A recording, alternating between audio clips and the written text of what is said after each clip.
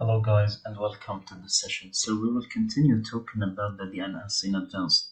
So as I said before, let's explain this image to have clear understanding about how DNS works. So let's say I want to open a website, let's say google.com.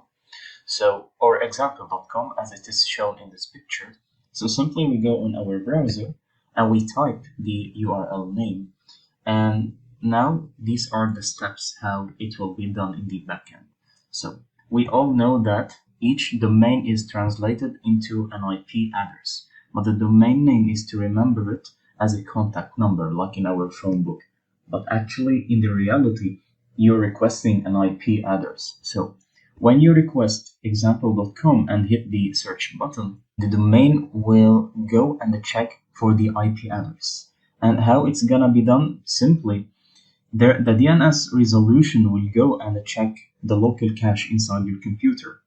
And local cache contains the browser cache in case you visited the website before, so it will still found inside your cache, and it will be faster. So you're gonna get google.com faster. And if it is not found in the browser cache, it is gonna check the DNS cache that you have, or the hosts files, which is etc/hosts, which we will talk about later as well. In case if the domain isn't found in the local cache, then it's gonna check the recursive DNS servers. So basically, it's kind of your default DNS server that is connected to your ISP, from where you get the connection. So first, the domain gonna be checked in your local cache inside your computer. Then, if it is not found here, it's gonna check in the recursive DNS related to your ISP. In case if it is not found in your ISP DNS, then it will go to the root DNS server. So root DNS server, we can say the country's DNS servers that they have, lot of top-level DNSs, and they have a lot of domains stored there, .com, .io, .sh, and other TLDs. In case if it is not found in the root DNS, maybe you're requesting a hard website that no one before requested it. So it will go to the top-level DNS server, which is the one that is more authorized. So basically, top-level DNS server is the server that is top on all the servers that has the main TLDs, like .com, for example, where he routes all the traffic to the other DNS servers. If also it is not existing there, domain, so we will check in the end the authoritative DNS server. So basically, the authoritative DNS server is the one that contains the main records, which is the A record for the domain name, IPs, details about it, and it's gonna find it.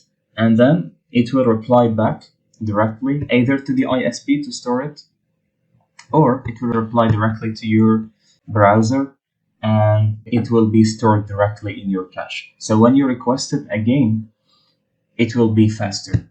So, well, let's try here, for example, requesting maybe my website. Let me check here on Firefox. Let's try requesting my website and see how much time it will take. So we can say it took some time. Now, let's close and requesting it again. And you see it is kind of stored in your cache browser as we talked before. And now when we hit load, it is faster. So it opened faster because actually now it is stored in your cache. Well, let's try remove it from your cache. Simply we can hit here, clear cookies and site data, so we can remove it from our cache. And now let's try requesting it. It's taking a bit more time, but now it is stored in the ISP DNS. That's why it is a bit faster from the first time we get. We can do something called hard reload, hard reset for the reload. Instead of just reloading like this, refreshing the page, which is taking fast time, just see like this. Well, now we will do something called hard reload. So you press Ctrl, Shift, and R. And you will see that it is requesting it again, transferring data, and it is taking more time. Well, normal reload, like 2 seconds. The hard reload like 4 to 5 seconds, because it's requesting it again from the new.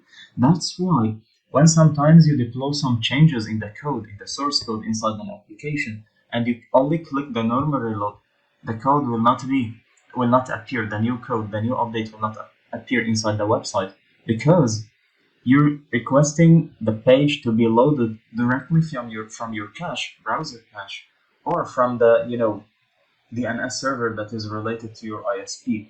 So it's not gonna catch the new update. But when you hit Ctrl Shift R to the hard reload, or when you clear cookies and site data, it's gonna request it again from the main source that will provide you the DNS data. So this is just an example about the picture that we just explained. I hope you got the idea. Well, this is these are the concepts. It is for me important for you to know in order to work properly when you're gonna do some real hacking examples, because you actually need to know what exactly is happening when you're requesting a page. Let me also tell you something about this. So these are kind of the DNSs, the distributions of the IP addresses. So basically we have main regional internet registries where they register your IP address. If you wonder, for example, let's say you are a company and you need to host a server and make it publicly to the internet. You cannot choose your unique IP address. They will choose it for you. And they choose it for you depending on where you are. So let's say you are in North America, so you need to go to the IANA registry, so they will assign IP address for you. Let's say we are in the Middle East, for example. We will go to this, and IANA, which is responsible for maintaining all these regional registries and assigning the IP addresses for you. If we hit here on Google, IANA, so it is the global coordination of the DNS route, IP addressing, and other internet protocol resources. They assign for you the internet IP addresses. And you see the root zone management, root DNSs, the top level DNSs, registers, whatever. And from here also you can get more information about the domain, about an IP, if you want to see from where exactly, what DNS exactly, what DNS server has this IP, the new updated info, and much more. That's why also sometimes you see delays in requesting a page. So if you're requesting a domain name from a DNS that is stored in USA, and we're talking to our DNS in Middle East, so it will take more time than requesting it from the USA itself, because your DNSs is not reaching directly to the USA DNSs. That it's first going to your cache, then to your ISP, then to the top level DNSs, then to the country DNSs. So this is how it works. Well, now let's make it on action, and let's try it on Wireshark. So basically I had some filters for you. Wireshark filters. You can know how to use them, and I will explain some of them.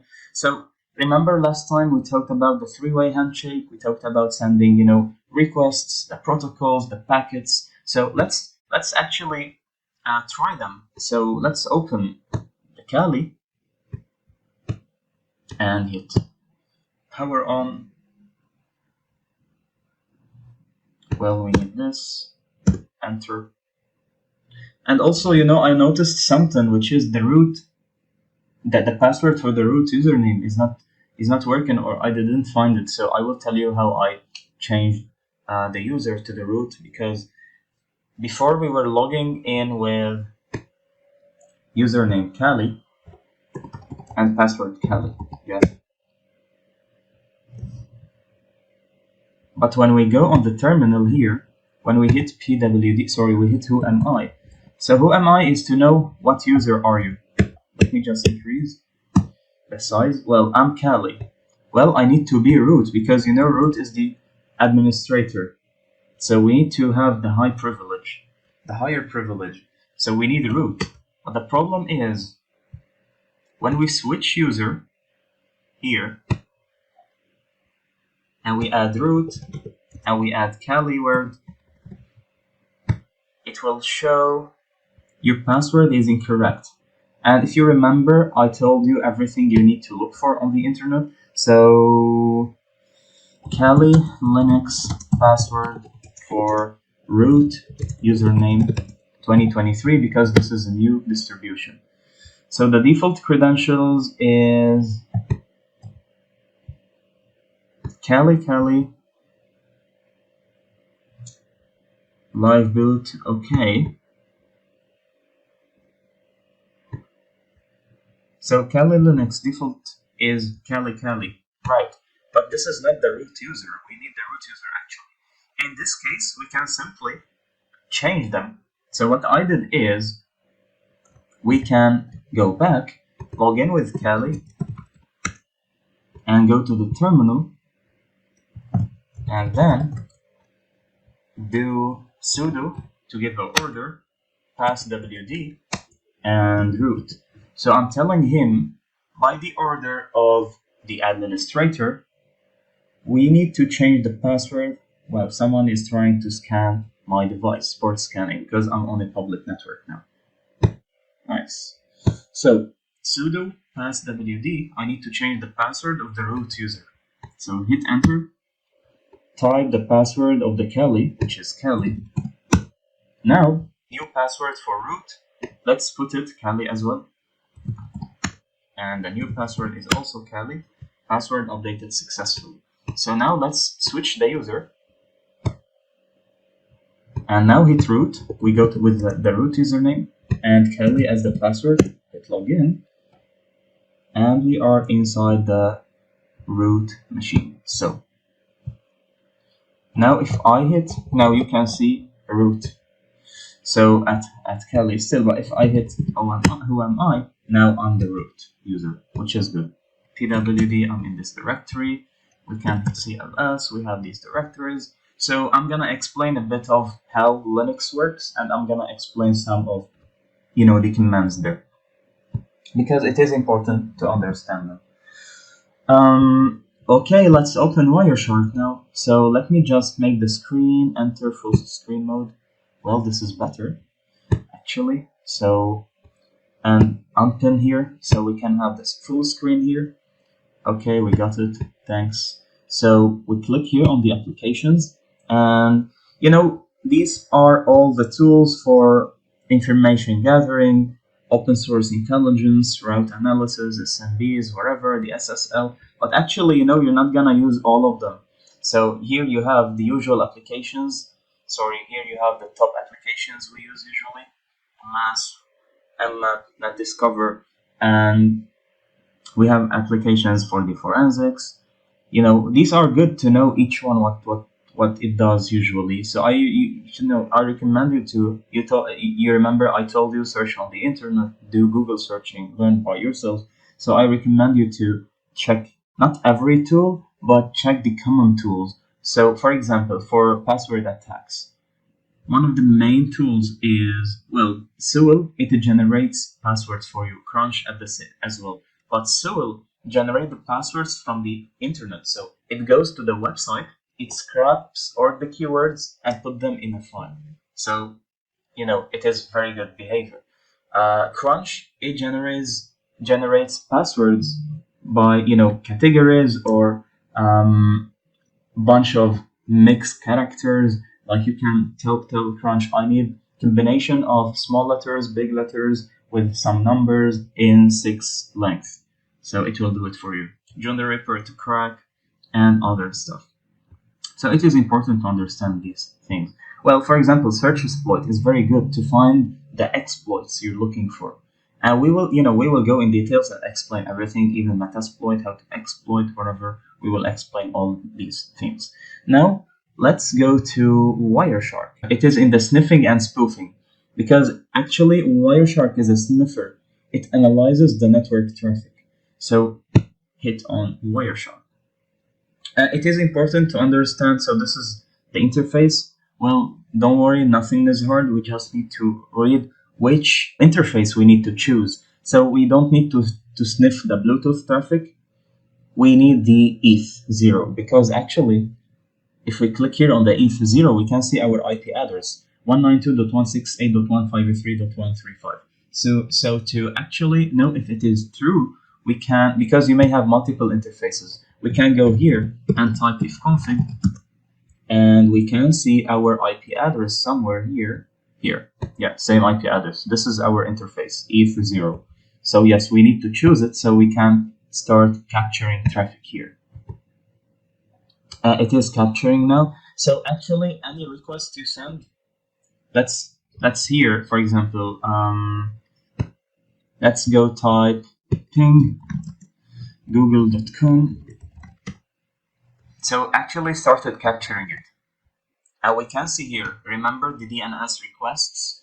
So let us stop capturing. So we did a ping. Let me explain this for you to google.com. Yeah. And we can see important thing to focus on is the source. Source is coming from our machine, our IP address 135 in the end. Destination is where you are sending. So this is .2, and we can see that standard query to generate DNS request to google.com with the record here. So actually we need to ICMP request packet. We need to search for Google. So easiest way to identify google.com is you can search here, I guess, for word inside or word Google. Maybe okay, it's not like this. Well, let us check how we can use like DNS. So DNS, it means that we need to find all the DNS packets contains the word Google. And we got all the DNS packets that contains the word Google. So one of them is this. Right click and follow UDP stream to analyze the UDP packet. And we can see that the Wireshark captured that we are sending a request, a packet to google.com. So, well, our machine 135 is sending request to google.com, and then we got the request back. Let's follow UDP stream again, and we got it back. We got the packet. And here we can see more details about the packet, internet protocol, the source and destination, the source port. So it's using 53 port, destination 39392 ports. So, it is nice to analyze this stuff and, to monitor if there is any suspicious behavior, because from here you are able to identify if there is DNS spoofing, poisoning, wherever. Well, now let's go to analyze the, TCP and HTTP traffic. So let's clear here and let's open the browser and let's go to, well, let me clear my domain because I was testing on my domain. Right click, forget about this site, so it will clear everything about it. History, forget about the site. So basically when you go to the history, to the domain or the website that you want to check and forget about the site, it will be removed from your browser cache and from everything, even with the cookies. So now we are ready to capture again. We click here. So basically this tab is for the filters. I have my filters here, if you remember, here the filters here, and I will explain some of them. And well, let's go with a new scan. Do you want to save the captured packets? No, because we're gonna do new ones. Okay, and let's remove every filter here. So basically you will see when we hit on the Firefox, that's now, I'm gonna go target me, my domain ahmedhalali.net, and you will see a lot of packets will be captured because it's not only about my domain name. And see how long it took? It took some time. Well, now let's reload. Let's reload. Now it was quickly. You see? Now let's do Shift Control R. It's taking time now because it's hard to reload from scratch start. Well, now let's stop the packet. Stop capturing. And let's analyze. We can see that we have DNS queries, so this is good. We had a DNS query requesting me. So this is the bytes, the bytes and the bits, and this is in the clear text. And we can see here, an A record was sent from, our machine to the ISP to request for ahmedhalali.net. And here where it will go, search for the IP address, search for the DNS, and give you exactly the DNS. So here it went on the internet and told you, well, ahmedhalali.net is being hosted on dns1.namecheaphosting.com. And actually it is true, because this DNS is where I'm hosting my domain. So, and we can see that the ISP replied to us. And also having for A records. And then, so first it sent DNS request. And then it will get us the main IP address of my domain, which is this one. So now when the DNS replied to my machine, it gave me all the details, and it told me, well, if you remember, I typed the domain name, and the DNS will go check what is the IP address of my domain name, and it will tell me back. So the DNS went to the dns1.namecheaphosting.com, and the DNS replied to me with the IP address of my domain. So let us double check if it is true. So if we go to my browser here, go to this one, so checkhost.net, it checks the IP address. And here when I type handshake.net, you can see that this is my IP address, and yes, it is hosted on Namecheap, which we got the DNS server from. You remember dns1.namecheapsomething.com. So 162.0.201.127. Now, if we go back to our machine, 162.0.209.127. So it is the same IP address. So after the DNS gave us the IP address, now we need to send TCP request, because we need to initiate, the domain to see the content. Well, if you remember, first we send the three-way handshake. We are sending, this is our machine, is sending to my website IP address a TCP request protocol, TCP packet using the port 80, and it is sending a synchronous request. And this is the packet details. And, and then we sent a couple of synchronous requests. It is fine, so we just need one. And then you will notice, you remember three-way handshake, it is a TCP. Let me just, for you to make sure you got my idea, let me go to the images, and where is the three-way handshake? Okay, yes, remember, we are sending asynchronous to the server.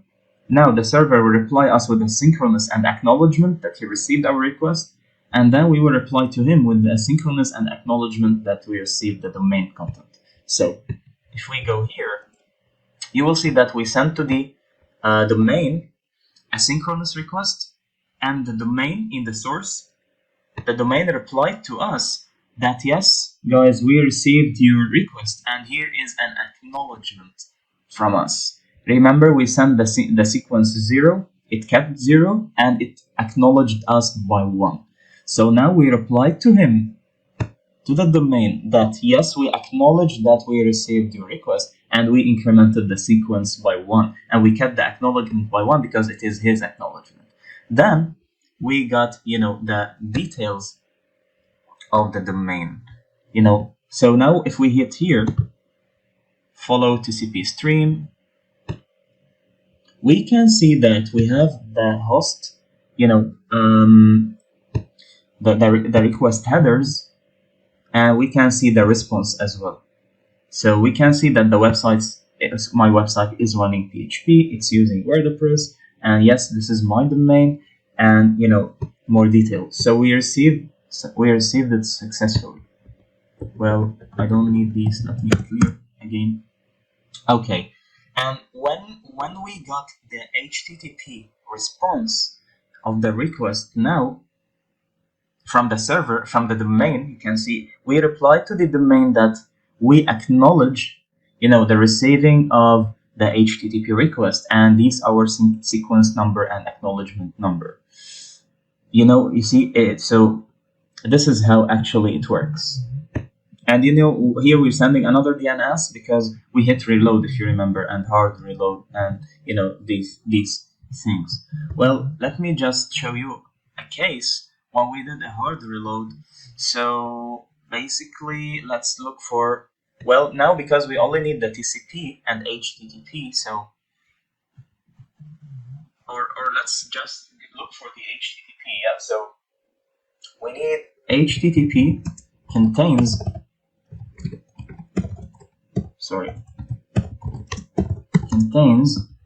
my name, and all these HTTP contains my name. Okay, follow TCP stream. These are other sites that it visited, and you can see here that when we created a hard reload, the cache control told us there is no cache, so it removed the cache when we did hard reload, so we can get the data from scratch again. While if you don't do the cache, so it will not show cache control. Let me show you previously, and here I guess it should not show you the cache control. Yes, here there is no cache control because here we didn't hit hard reload, we only did normal reload. And here and the other one, if you remember, when we did the hard reload, this one again, drop.png. So you see, each request has two.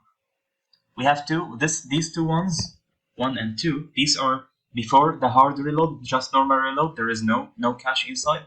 And when we hit the hard reload, because it did the same process from scratch, you can see there is no cache. It cleared the cache.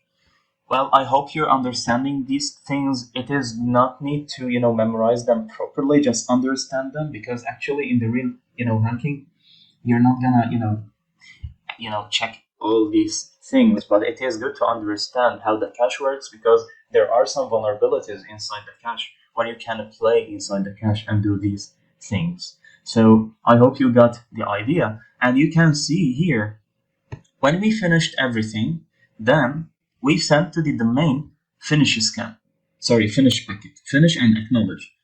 We sent him, please acknowledge that we finished the packet. We don't need anything else. So this is a finish packet from us, acknowledge it. And the domain sent us an acknowledgement packet, and you see it is the same number that he acknowledged our finish, and and then the domain also finished that packet from himself. He cut the connection, and then we acknowledged it as well. And you see, same sequence for the acknowledgement, and we increment always the acknowledgement by 1 from the sequence. You see, so no need to fully memorize these. Only a bit of understanding is fine. I hope you got the idea. And then in the other session, we will also talk more in details about how we can spoof the DNS. How we can, for example, you request facebook.com, but I can redirect you to a phishing facebookpage.com because I'm spoofing the DNS IP address or whatever from the main DNS server, and how it happens inside connections and much more. So basically, these are the filters where you can see I use this. TCP contains Ahmed. I need all the TCP packets that contains my name. HTTP host.host equal ahmedhalabi.net. So I need all the HTTP requests that are used to go to ahmedhalabi.net. We can check it. So here we can apply this filter here. Oh, it doesn't. Okay, so HTTP dot host, because we need the host, which is ahmedhalabi.net. We can see all the hosts that visited my domain, and then we have other filters. So here, if you want to look for the IP address, this one, IP.address, you type this. If you want to only get the source that this address is coming from, here, like for example, I only need to find this IP address inside the source. So IP.source, SRC, equal 192.168.153.135. So here I need to know what I'm sending to the others, only me. You may search for other hosts, for example, and you can know what others are sending to you as well.